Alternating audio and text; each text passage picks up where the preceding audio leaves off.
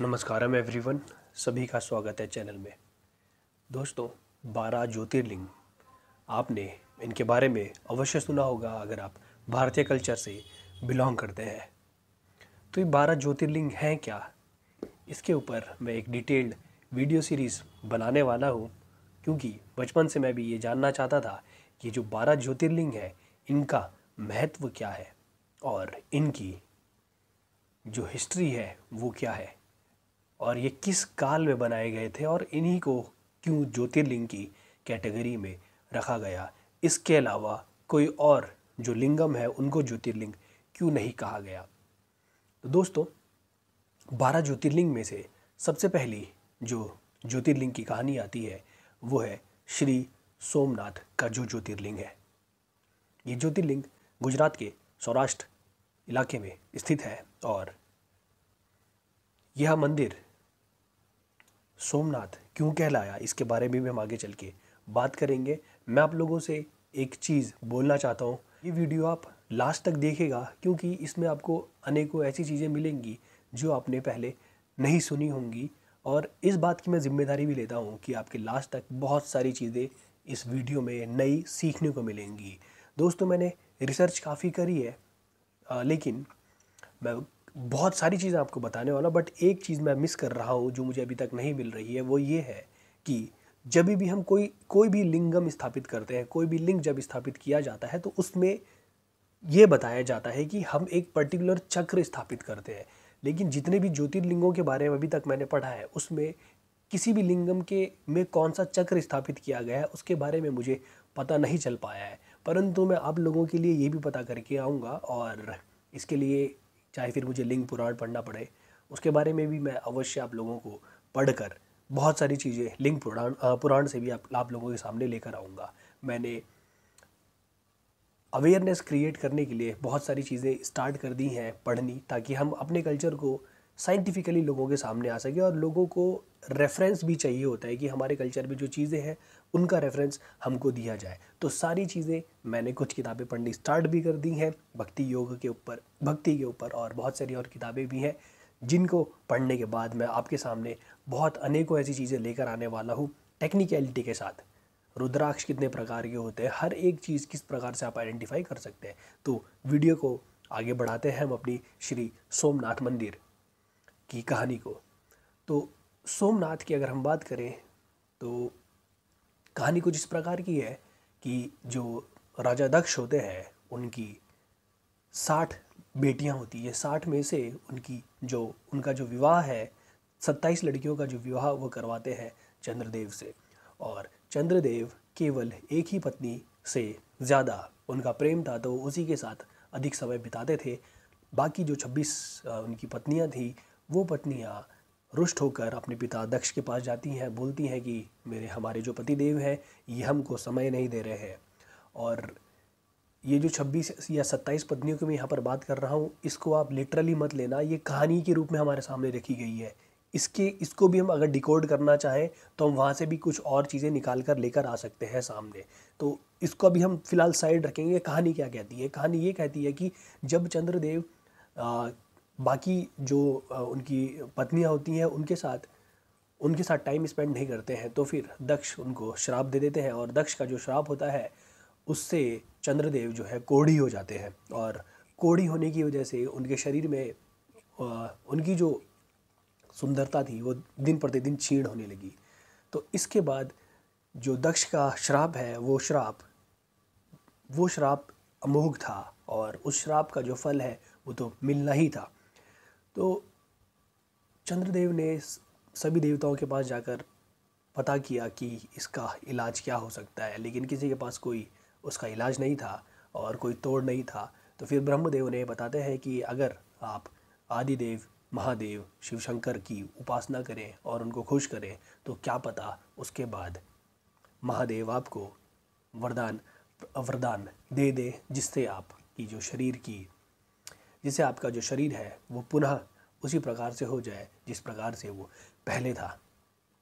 सो दोस्तों, इसके बाद जो चंद्रदेव है वो भगवान शिव को एक लिंग के रूप में पूजते हैं। अब उस लिंग के बारे में थोड़ी बात कर लेते हैं। वैसे तो ये जो पूरी दुनिया है ये एक लिंग के रूप में ही आगे बढ़ रही है। अगर आपने बहुत सारी फ़ोटोज़ भी देखी होंगी, जो यूनिवर्स है वो एक बेल की तरह आगे चल रहा है। वो जो शेप है वो एक लिंग का ही शेप होता है। तो ये वैसे ही तो ये तो पूरी दुनिया ही लिंग आकार ही है। परंतु भगवान शिव ने कुछ ऐसी जगह पर प्रकट हुए जहाँ पर उनके भक्तों ने उनकी पूजा करी। तो इसके बाद सोमनाथ जी का शिवलिंगम है, वो शिवलिंगम स्वयंभू कहलाता है। तो इसके बारे में जब मैं पढ़ रहा था तो ये बताया गया कि ब्रह्मदेव ने धरती में एक जगह पर खोद करके वो जो शिवलिंग है सोमनाथ जी का, उसको खोजा। आप ऐसा कह सकते हैं कि क्योंकि जो ज्योतिर्लिंग है, स्वयंभू लिंग है, वो किन्हीं जगहों पर पाए गए हैं और उनका अपना सिग्निफिकेंस है, जियोलॉजिकल उनका अपना सिग्निफिकेंस है। तो वो जब धरती खोदते हैं तो उनको पता है कि एग्जैक्ट लोकेशन वही है, इस चीज़ को ध्यान रखना। तो वहाँ पर जाते हैं, धरती को खोदते हैं, तो उनको वहाँ पे एक शिवलिंगम मिलता है। तो उस शिवलिंगम की वो पूजा अर्चना करते हैं, दूध से नहलाते हैं और शहद से नहलाते हैं। ये करने के बाद उसके बाद ब्रह्मदेव क्या करते हैं कि उस शिवलिंगम के ऊपर एक ब्रह्मशिला रखते हैं और उसके बाद उसके ऊपर एक ब्रहिलिंगम स्थापित करते हैं। उसकी जो प्राण प्रतिष्ठा करी जाती है वो ब्रह्मदेव के द्वारा ही करी जाती है। और उसके बाद जो चंद्रदेव है वो वहाँ पर शिव की पूजा करते हैं।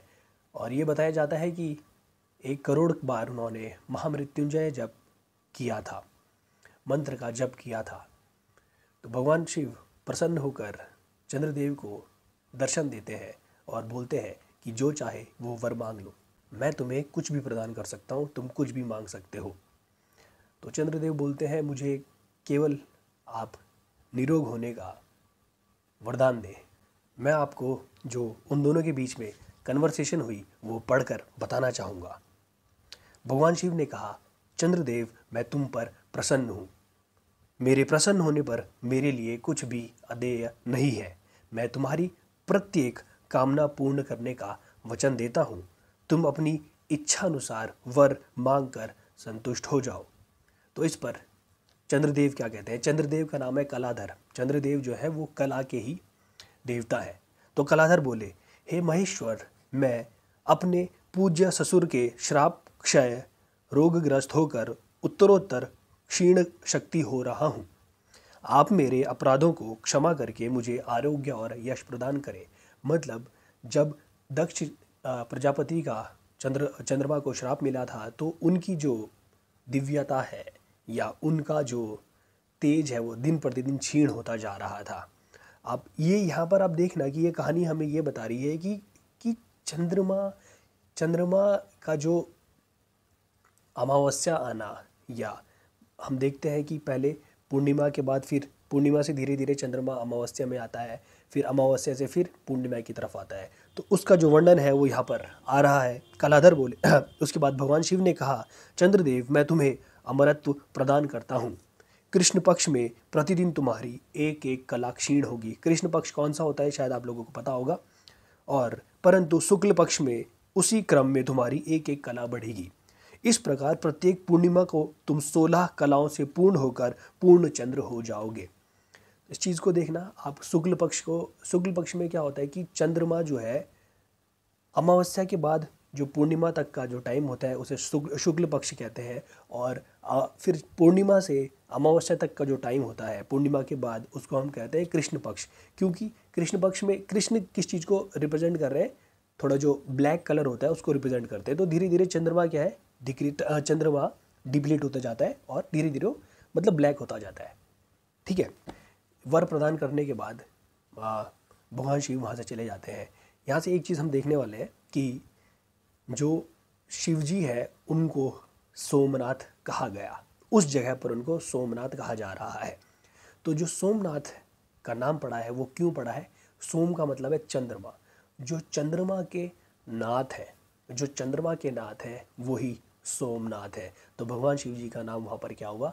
सोमनाथ। एक एक चीज़ आप देखना, हम ऐसे ही नहीं बोल रहे, किसी जगह का नाम नहीं बोल रहे हैं। और इस जगह का, इस शिवलिंगम का जो सिग्निफिकेंस है वो ये है कि ये शिवलिंगम लोगों को, यहाँ पर भगवान शिव ने प्रकट होकर वरदान दिया। क्यों वरदान दिया? जब उन्होंने वहाँ पर आके तपस्या करी, चंद्रदेव ने वहाँ पर आके तपस्या करी। तो इसी प्रकार अनेकों लोगों ने, मानव हो, दानव हो, देव हो, जिसने भी वहाँ पर आकर भगवान शिव की आराधना करी, उनको भगवान शिव ने प्रकट होकर वरदान प्राप्त किया। और अभी हम भगवान को ज़्यादा हम लोग भगवान के बारे में और ज़्यादा हम बात नहीं कर रहे, क्योंकि वरदान देना, ये सब देना, इसको मैं किसी और दिन समझाऊंगा। अभी फ़िलहाल के लिए आप इसको भगवान समझ ले, ठीक है? या फिर आप कुछ एनर्जी समझ ले, जिस एनर्जी को आपने क्या कर लिया, एक्सेस कर लिया, वो एनर्जी आपके पास आ गई और आपने फिर उन मंत्रों के द्वारा उस शक्ति को आमंत्रित किया, वो आई और आपको जो आपको चाहिए था वो देकर चली गई। सिंपल। फिलहाल के लिए इतना समझ ले। भगवान को किस तरीके से डिफाइन किया गया उसके बारे में हम कभी आगे चल के चर्चा करेंगे, परंतु विषय इस समय पर कुछ और है। तो भगवान ने वहाँ पर आकर किसी को, वहाँ जिसने भी भगवान की अर्चना करी, भगवान ने उसे प्रकट होकर वहाँ पर उसे वरदान दिया। इसके बाद जो सोमनाथ का मंदिर है, अब देखो, जो पृथ्वी है वहाँ पर हर दिन, इस पूरे ब्रह्मांड में हर दिन बदलाव आते जा रहे हैं। तो जो सोमनाथ का मंदिर है, वो मंदिर अवश्य ही समय के साथ खत्म हो गया होगा, लेकिन उस मंदिर को अनेकों बार पुनर्निर्माण उसका करवाया गया। उसके बारे में मैं आपके साथ यहाँ पर कुछ चीज़ें शेयर करने जा रहा हूँ। तो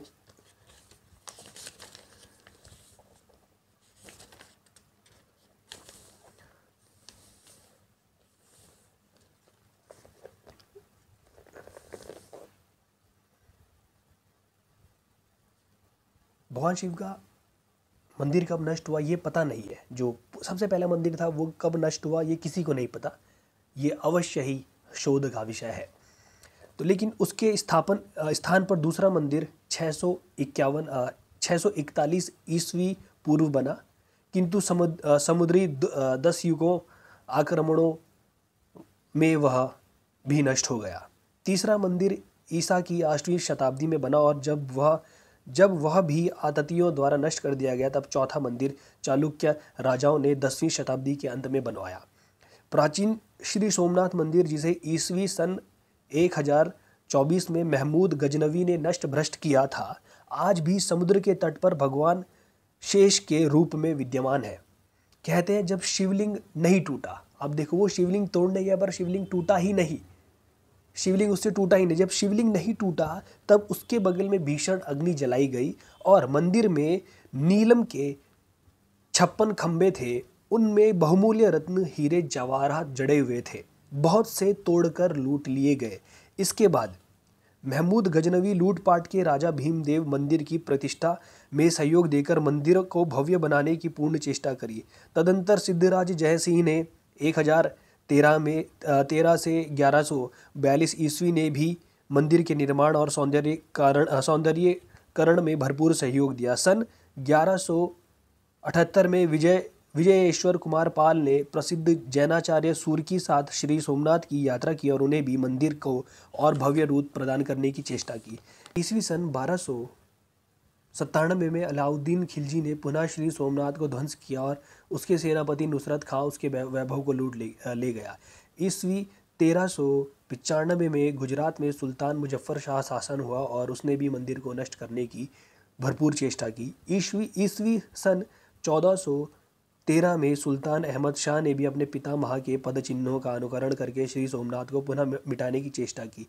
ईस्वी सन 1706 में औरंगजेब ने श्री सोमनाथ पर अंतिम आक्रमण किया था और वहाँ एक मस्जिद का निर्माण भी करवाया था, परंतु श्री सोमनाथ आदिदेव भगवान शिव का यह दिव्य देवालय अपने श्रद्धालुओं की असीम सीमा और असीम श्रद्धा से अनेक उत्थान पतन के इतिहास का साक्षी होते हुए भी बार बार दिव्यता की पराकाष्ठा पर पहुंचता रहा है। तो ऐसे ही कितने ही बार ये नष्ट किया गया और इसका पुनर्निर्माण करवाया गया। और आपको बताने वाला हूँ, भगवान शिव का जो पहला मंदिर था श्री सोमनाथ जी का, वो प्रथम मंदिर सोम चंद्रमा के द्वारा बनवाया गया था। दूसरे युग में लंकाधिपति रावण ने इसका निर्माण चांदी के द्वारा करवाया था। भगवान श्री कृष्ण काल में इसका निर्माण काष्ठ के द्वारा हुआ और भीमदेव सोलंकी ने इसे शिला का बनवाया। अंत में राजा कुमारपाल के काल में इस मंदिर को श्री सोमनाथ के तत्कालीन महाधिपति भाव बृहस्पति द्वारा विशेष भव्य रूप में निर्माण करवाया गया। तो दोस्तों, ये सोमनाथ जी की जो हिस्ट्री है बहुत संक्षिप्त मैंने आप लोगों के सामने रखी है और इसको याद करना थोड़ा मेरे लिए डिफ़िकल्ट था, इसीलिए मैंने आपके सामने पढ़कर इसको बताया है। छेला सोमनाथ के मंदिर की एक कहानी है कि एक हिंदू राजा थे और उन्हीं के समय पे एक मुस्लिम राजा भी हुआ करता था। तो उन राजा के ऊपर मुस्लिम राजा का दबाव था, तो उसके दबाव के कारण राजा को अपनी बेटी का विवाह उस मुस्लिम राजा के राज्य में करवाना पड़ा। तो जो राजा की बेटी थी वो प्रत्येक दिन शिवालय में जाती थी और वहाँ भगवान शिव की बड़ी भक्त थी। तो जब उसकी शादी उससे करवाई गई तो वो लड़की अपने राज्य से उस दूसरे राज्य में ले जाई जाती है। तो भगवान जी वो कहती है, शर्त रखती है कि मैं तभी जाऊंगी जब भगवान शिव मेरे साथ चलेंगे। तो भगवान शिव प्रकट होकर से बोलते हैं कि जहाँ तक तेरा रथ मेरे से आगे चलेगा और इस शिवलिंग को दूसरे रथ में रखवा दो। मेरा जो रथ है, शिवलिंग वाला जो रथ है, वो तुम्हारे रथ के पीछे ही चलेगा और जिस जगह पर तुमने पीछे मुड़ के मेरी तरफ देखा, शिवलिंग की तरफ देखा, उसी जगह पर ये शिवलिंग स्थापित हो जाएगा, उसी जगह पर ये शिवलिंग स्थापित हो जाएगा।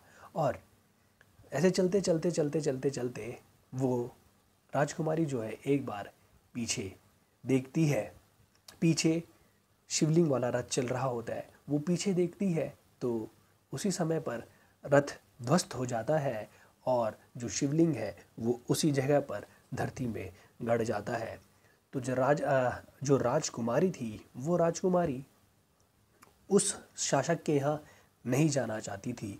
तो वहीं के आसपास कहीं पर कोई पहाड़ी थी, वो लड़की वहाँ उतरती है और शिवलिंग के पास जाकर अपना जो भी पूजा अर्चना करनी होगी उसके बाद वो अपने प्राण आसपास की किसी पहाड़ी में ही त्याग देती है। और दोस्तों ये देखिए कि जो उस राजकुमारी की सखी थी या दासी थी, वो भी जिस जगह पर राजकुमारी अपने प्राण त्यागती है उसी जगह पर जाकर वो भी अपने प्राण त्यागती है।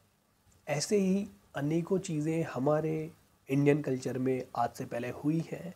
और मैं आपको एक और बात बताना चाहूँगा कि ऐसा नहीं है कि लोगों को प्रभु के दर्शन नहीं होते हैं। आपने भक्तों की कहानियाँ जो टीवी में सुनी है कि वो बहुत बहुत कम है, बहुत ही कम है। अभी मैं एक किताब खरीद कर लेकर आया हूँ, वो है भक्ति सुधा।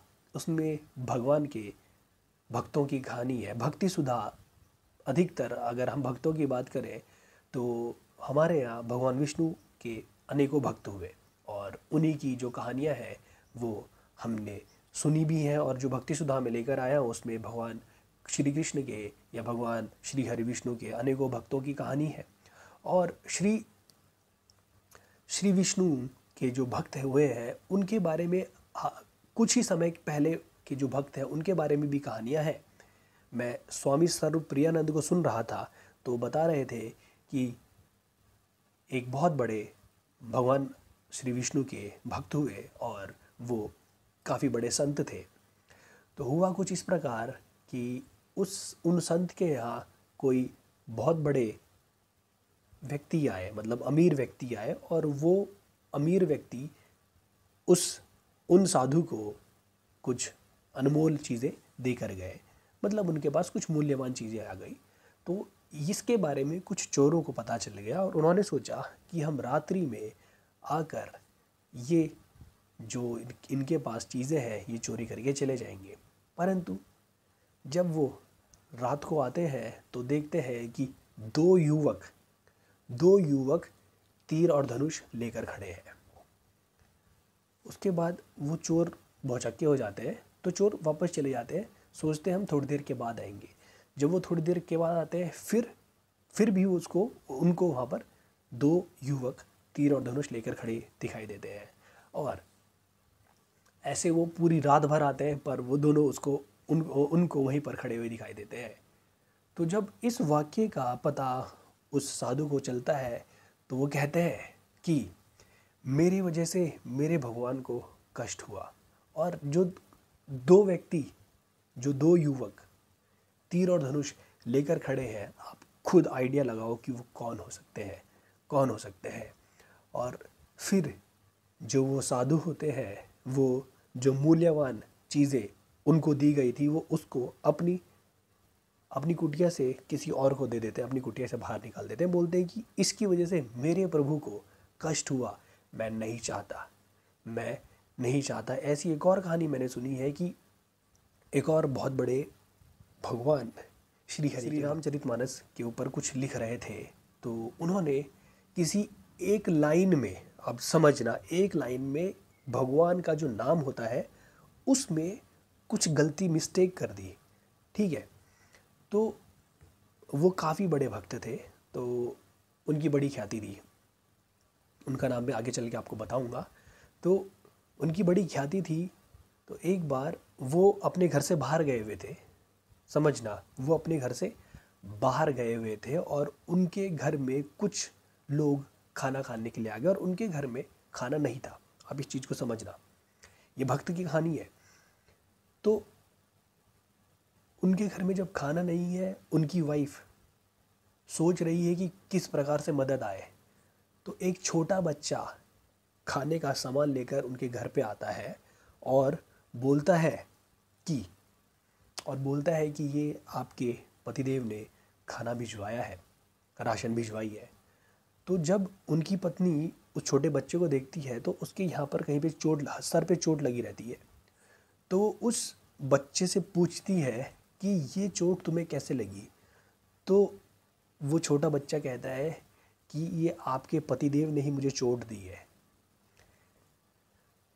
तो उसके बाद जब उनके पतिदेव शाम को वापस आते हैं तो उनकी पत्नी, मतलब जो पत्नी है, वो अपने पतिदेव से पूछती है कि आपने वो जो छोटा बच्चा आया था, एक छोटा बच्चा जो आपने भेजा था खाना लेकर, राशन लेकर, उसको चोट लगी हुई थी, आपने उसको क्यों मारा। तो उनको बिल्कुल अचानक से याद आता है कि मैंने क्या गलती करी, क्योंकि वो बच्चा तो उन्होंने नहीं भेजा था। वो बच्चा कौन रहा होगा ये मैं आपके ऊपर छोड़ रहा हूँ। और फिर उसके बाद वो जाकर अपनी किताब में जो उन्होंने गलती करी होती है भगवान के नाम पे, उसको सही करते हैं। तो दोस्तों, अनेकों लोग हैं भारतवर्ष में जिनको प्रभु के दर्शन हो रहे हैं। आजकल आपने प्रेमानंद महाराज जी को ज़रूर सुना होगा, आप उनकी बातें सुनेंगे तो उनकी कई बातों से मैं खुद कनेक्ट कर पा रहा हूँ अपने आप को। तो प्रभु आपको दर्शन, अगर आप भक्ति मार्ग पे चल रहे हैं तो दर्शन होने आपको अवश्य होंगे, बट आपकी जो भक्ति है वो प्योर होनी चाहिए दोस्तों। तो अगला जो शिवलिंगम है श्री सोमनाथ के बाद, वो है श्री मल्लिकार्जुन लिंग। उसके बारे में हम अगली वीडियो में बात करेंगे। आई होप कि ये वीडियो आपको पसंद आई होगी। आगे चल के बहुत सारी चीज़ें मैं आपके सामने रखने वाला हूँ, बहुत सारी चीज़ें इंडियन कल्चर को बहुत अच्छे से, बहुत टेक्निकली आप लोगों के सामने लेकर आने वाला हूँ। अगर वीडियो अच्छी लगी हो तो बाकी लोगों तक भी पहुँचाए। छोटे बच्चे जो स्कूल में पढ़ रहे हैं, कॉलेज में पढ़ रहे हैं, उनको अवेयर करना अति आवश्यक है। तो please support and let's create awareness among everyone about Indian culture. मिलेंगे फिर आपसे अगली वीडियो में। अगर वीडियो अच्छा लगा होगा तो प्लीज़ लाइक, शेयर और कमेंट करना ना भूलें। जो लोग पहली बार आ रहे हैं वो सब्सक्राइब करना ना भूलें। धन्यवाद।